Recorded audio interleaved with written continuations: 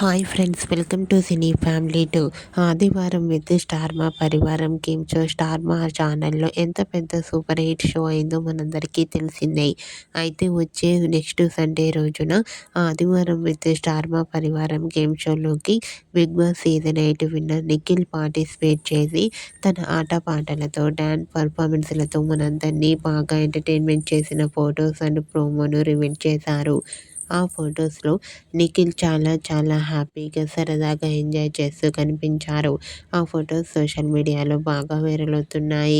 ఆ ఫొటోస్ చూసిన వారంతా handsome and stylish hero and eagerly waiting this game show అంటూ కామెంట్ చేస్తున్నారు.